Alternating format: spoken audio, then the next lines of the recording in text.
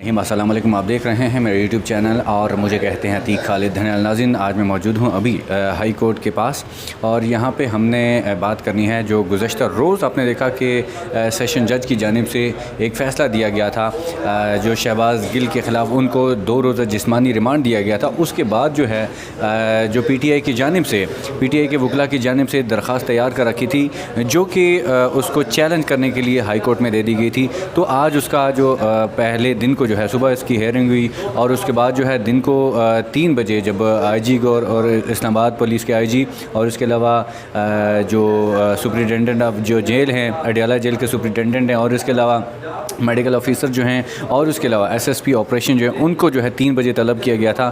फिर 3 बजे तलब करने के बाद अभी जो है उसके बाद IG इस्लामाबाद से ये कहा गया है कि आप जो सोमवार को आप तमाम तफसीलात हमें बताएं कि जो मुल्ज़िम है यानी कि शहबाज़ गिल की जानिब से जो वकला ने कहा है कि उनके ऊपर तशद्दुद हुआ है। तो क्योंकि ज़ाहिर सी बात है PTI की जानिब से ये कहा गया कि उनके ऊपर तशद्दुद हुआ है, तो इस हवाले से IG को कहा गया, IG इस्लामाबाद को कहा गया है कि आप जो है रिपोर्ट दें सोमवार को कि क्या उनके ऊपर तशद्दुद हुआ है कि या कि नहीं है। इसी हवाले से कुछ जो है हम यहाँ पे PTI की जानिब से लीगल टीम के जो एक्सपर्ट्स हैं उनके वकला हैं उनसे बात करेंगे। अभी हमारे साथ मौजूद हैं सईद सदुज़ी साहब, वाइस प्रेसिडेंट हैं और उनसे बात करते हैं कि ये जो हाई कोर्ट का, अच्छा बहुत शुक्रिया जी आपने हमें टाइम दिया। सबसे पहले तो ये बताइएगा कि ये जो हाई कोर्ट का आज की जो 3 बजे फ़ैसला हुआ है, IG साहब से रिपोर्ट तलब की गई है, इस हवाले से बताइएगा कि तशद्दुद के हवाले से ख़ास तौर पे क्योंकि कहा गया कि तशद्दुद हुआ है या कि नहीं हुआ, सोमवार को आप रिपोर्ट दें। तो आपके ख्याल में क्योंकि कहा यह जा रहा है कि रिपोर्ट उनके ऊपर तशद्दुद कोई भी नहीं हुआ, क्या कहेंगे इस हवाले से? इस हवाले में ये कहूँगा कि सबसे पहले तो नाज़रीन से मेरी तरफ़ से सलाम। मैं आज हमारी हाई कोर्ट में आमिर फ़ारूक साहब की अदालत में, जस्टिस साहब की अदालत में हमारे 2 केस लगे हुए थे। एक हमारा केस था शहबाज़ गिल के हवाले से जो तशद्दुद हुआ उसकी पिटीशन हमने लगाई हुई थी, दूसरा फ़ॉरेन फंडिंग के हवाले से था।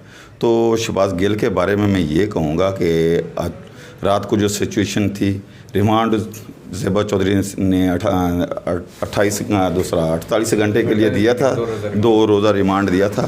तो पुलिस ने उस पर तशद्दुद किया था। मैं आपको सीधा बताता हूँ, आप विंडिया वाले भी मौजूद थे और हम भी मौजूद थे।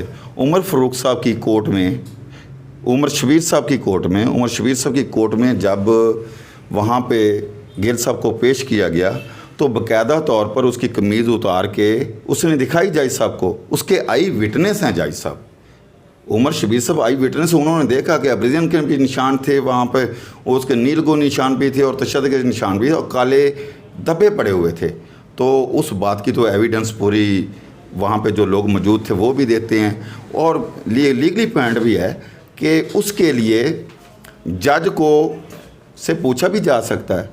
जब कहीं जेल ट्रायल होता है या कोई साइट विज़िट या कब्र कुशाई हो जाती है तो वहाँ पे जब एविडेंस होती है, केस का ट्रायल होता है, तो फौजदारी में ये वहाँ पे जाके एविडेंस बाकायदा तौर पर देते हैं, एविडेंस होती है।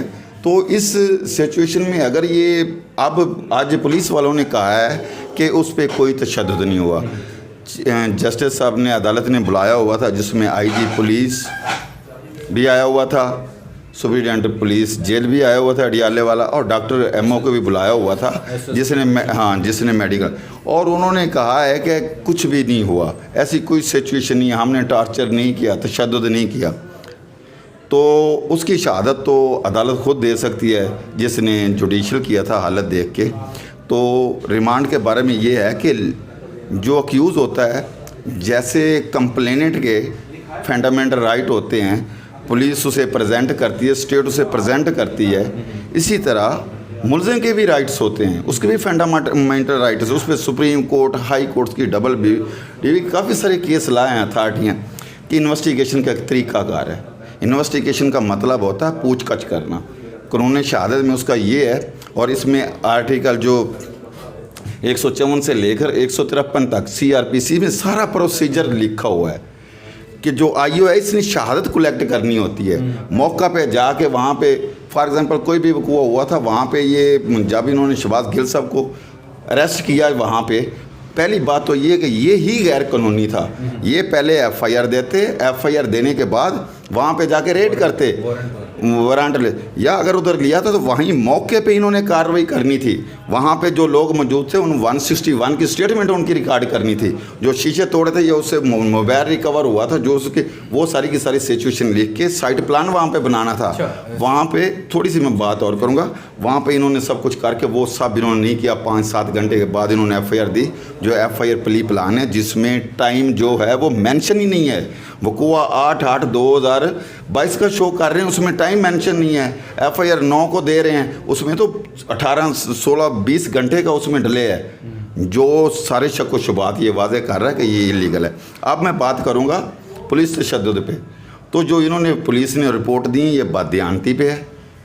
जो मेडिकल बोर्ड में आया है, मेडिकल बोर्ड में भी अब्रीजन्स वो चीज़ों को उन्होंने जिक्र किया हुआ है, और जो हमारी लीगल टीम है वो इस चीज़ पे सेटिस्फाइड नहीं है।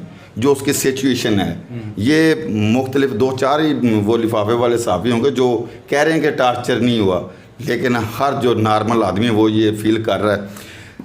शहबाज गिल कोई टेररिस्ट नहीं है, कोई दहशतगर्द नहीं है, उसके भी राइट है।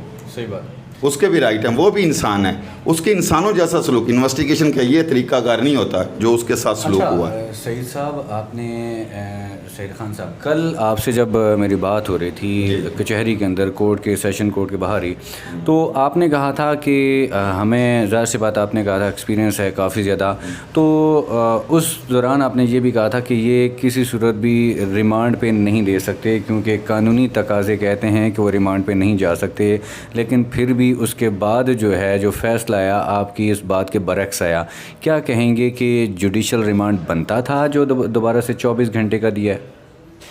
ये सर जो मेरी प्रैक्टिस है, मैं 20 साल से क्रिमिनल केस करता हूँ, मेरी ज़िंदगी में ऐसा नहीं हुआ। मैंने अपने उस्ताद सीनियर मलिक फजल करीम साहब, चौधरी सलीम अख्तर साहब, सैयद एहसान कादिर शाह साहब, साहबजादा फ़रूक खान के साथ भी काम किया, लेकिन ऐसी मिसाल मुझे नहीं मिलती। ये जो सेकंड रिमांड होता है, इसे बोलते हैं हम सेकंड रिमांड। सेकंड रिमांड उस सूरत में दिया जाता है कि जब इतनी सॉलिड ग्राउंड हो, उस सॉलिड ग्राउंड पे जब एक दो सेकंड रिमांड दे दिया जाता है, तो सेकंड रिमांड के बाद आज भी ये बात हुई है, 48 घंटे का टाइम दिया कोर्ट में, और अक्यूज़ की जो भी हालत है, जिस हालत में, चाहे वो हॉस्पिटल में भी है, उसका रिमांड कंसीडर होगा। ये पुलिस नहीं कह सकती कि हम इसमें इन्वेस्टिगेशन नहीं इसकी कर सके, हम इसे पूछताछ नहीं कर सके। तो टार्चर तो उसका हुआ है, उसकी देखो एक नॉर्मल आदमी वो कंसीडर होगा। अभी कोर्ट में भी अदालत में भी ये पॉइंट उठाया गया था कि क्या जो ये रिमांड है ये कंसीडर होगा कि नहीं होगा।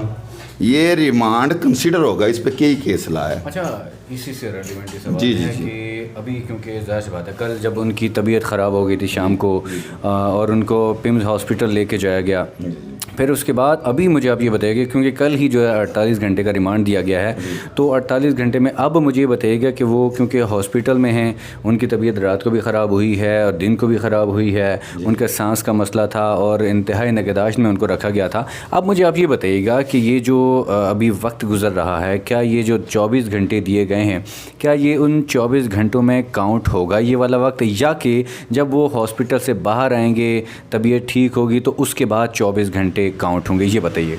इसमें सिचुएशन ये जो रिमांड दिया गया ये सिलसिला काउंट होगा, टाइम को रोका नहीं जा सकता। वो हॉस्पिटल में हैं, बीमार हैं, जो भी सिचुएशन है, ये 48 घंटे जैसे जैसे टाइम गुजर रहा है ये उसके रिमांड से गुजर रहा है, ये टाइम सारा कंसीडर होगा। ये नहीं कहा जा सकता कि ये यहाँ पे ये टाइम ब्रेक कर लो कि हमने तो उसका वहाँ पे पूछताछ नहीं की, इन्वेस्टिगेशन नहीं हुई, रिमांड हमें रिमांड मज़ीद चाहिए, तो वो भी सेकंड ग्राउंड होगी। और इस पर केस ला के सुप्रीम कोर्ट के केस लाएँ, वो मैं बता भी देता हूँ। ये इसमें वाज़े लिखा है सेकंड रिमांड में, ये 2009 है CRPC, और इसमें SCMR 181 है, और इसी तरह 1997 है PCRLJ 1204 है, इसका पेज नोट नंबर 9 है। और इसमें जो कॉन्स्टिट्यूशन पाकिस्तान है इसमें आर्टिकल 9 और 10 का हवाला दिया गया है, जिसमें फंडामेंटल राइट जो हैं वो अक्यूज़ के ज़ाहिर किए गए हैं कि दोबारा एक दफ़ा अगर सेकंड रिमांड दे दिया जाए तो दोबारा रिमांड नहीं हो सकता। इसी तरह 1991 PCRLJ है, पेज इसका 88 है, PAD 2014 है लाहौर, पेज ये सेक्शन 160 पे रिलाई करती है। इसी तरह 2000 PCRLJ पेज 406 तफ्शीश दोबारा री एग्ज़ामिनेशन, री एग्ज़ामिनेशन का इसमें कहा गया कि दोबारा इन्वेस्टिगेशन नहीं हो सकती। जब एक बंदा आप डिस्चार्ज हो जाता है या जुडिशियल हो जाता है, उसके बाद अगर री इन्वेस्टिगेशन करनी, उसके लिए बहुत सॉलिड ग्राउंड चाहिए। आज ये कंसीडर होगा। ये मैं देख रहा था रिजवान अब्बासी साहब, जो कि आपने देखा कि वो दलाइल भी दे रहे थे, उसके बाद उनसे बात भी हो रही थी, तो वो ये कह रहे थे कि ऐसा नहीं हो सकता कि ये जो बीमारी की हालत में हॉस्पिटल में हैं, उनका ये कहना था कि ये वाला वक्त काउंट नहीं होगा, वो जब बाहर आएंगे उसके बाद का वक्त काउंट होगा। ये अब थोड़ा सा समझाइएगा कि ये क्या ऐसा वो ठीक कह रहे हैं, आप ठीक करें, कुछ ये चीज़ समझाएं हमें। इसमें जो ये टाइम की जो बात हो रही है, टाइम कभी नहीं रुकता है, ये नेचुरल बात है। जब 24 घंटे का 48 घंटे का टाइम दे दिया गया है तो लीगली तौर पर ये कंसीडर होगा।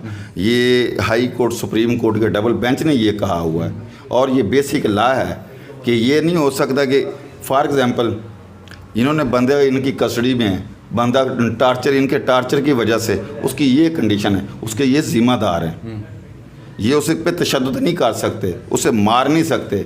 इन्वेस्टिगेशन का तरीका सिर्फ ये है कि उससे इन्होंने पूछताछ करनी है, टेक्निकल तरीके से वो सारी चीज़ें इकट्ठी करनी है, कलेक्ट करनी है। मोबाइल तो इसके पास है नहीं, बकाया लेना की तशद्दुद करने का मकसद क्या है? मकसद सिर्फ एक ही है। जो पूरी FIR में 109 लगाई गई है, उसका मकसद सिर्फ एक ही है कि किसी तरह खान साहब, इमरान खान साहब को इस केस में इन्वॉल्व करें। अब उन्होंने करना क्या, पूरी कौम को ये खदशा है कि ये उसका वीडियो बयान रिकॉर्ड करेंगे इसके बाद और इससे ये कन्फेशन करवाएंगे। ये देखें कि खान साहब खाता क्या है, उसे कौन कौन मिलता है। ये खाने की बात क्या है इसमें, क्यों ऐसा खाना? वो मैं आपको बताता हूँ। पहले 5-7 हमारे ऑफिसर, इसी तरह नैब के ऑफिसर, या ये हार्ट अटैक कहते हैं होता है, वो मरे हैं, मार दिए गए हैं। वो इसी तरह की पॉइजन होती है कि उसका मेडिकल भी नहीं आता, वो फूड में डाल दी जाती है और बंदे का हार्ट जो है वो काम छोड़ जाता है। और ये 100,000 हरबे बरतने, इसके पीछे न जाने क्या क्या, खुदा बेहतर जाने। चलें, अल्लाह बेहतर करेगा। और ये बताइएगा अच्छा सईद साहब कि एक और चीज़ भी है कि जो कानूनी टीम है अब शहबाज गिल साहब की, जितने भी एक्सपर्ट्स हैं आप लोग, सुना ये जा रहा है, कहा ये जा रहा है कि आप लोगों को भी उनसे मिलने नहीं दिया जा रहा। ये क्या, इसकी वजह क्या है? कुछ लोग ये कह रहे हैं कि जो PTI के जो उनके अपने लोग हैं, शायद ऐसा हो कि वो उनको नुकसान पहुंचा सकते हैं। क्या ऐसा मुमकिन है और क्यों नहीं मिलने दिया जा रहा, ये बताइए। सर, पहली बात तो ये है, जो वकील होता है ना, काउंसिल, और अक्यूज़ का ये राइट होता है पिटिशनर को अपने वकील से लीगली प्रोटेक्शन ले सकता है। और वकील सुप्रीम कोर्ट के हज़ारा लाए, ये तो मिलने नहीं दे रहे, मुलाकात करने नहीं दे रहे। वकील जो है उसके दफ्तर में अगर 302 का मुलज़म दहशतगर्द आके छुप जाए ना, पुलिस अथोराइज नहीं है कि आके उसके दफ्तर से पकड़े। और वकील थाना में जाके, पुलिस स्टेशन में जाके, हर अदारे में जाके अपने क्लाइंट को प्रेजेंट कर सकता है, क्योंकि क्लाइंट जो होता है वो लीगली तौर पे नावाकिफ़ होता है, स्ट्रेंजर होता है, उसे नहीं पता होता कि कानून क्या है। वकील का काम होता है अगले बंदे को, अपने क्लाइंट को कानून की आगाही देना, रास्ता दिखाना। तो ये हक है। अगर वो नहीं मिलने दे रहे, थाना में नहीं मिलने दे रहे, मुलाकात नहीं करने दे रहे, अस्पताल में नहीं करने दे रहे, या दूसरा जेल में नहीं मिलने दे रहे, तो ये गलत कर रहे, ये गैर कानूनी, उन्हें ये नहीं करना चाहिए। ये मिल सकते हैं। चलें जी, ठीक है, बहुत शुक्रिया। आपने जो तमाम तर इश्यूज़ थे, तमाम तर जो इसकी कानूनी पेचीदगियाँ थी, वो आपने हमारे साथ शेयर की। Thank you so very much. क्योंकि हम भी कोशिश यही करते हैं कि जो फैक्ट हों उनको आवाम के सामने रखें, हमारी यही कोशिश होती है। ताकि आज का ये, क्योंकि केस आपने देखा कि कल गुज़श्ता रोज़ जो है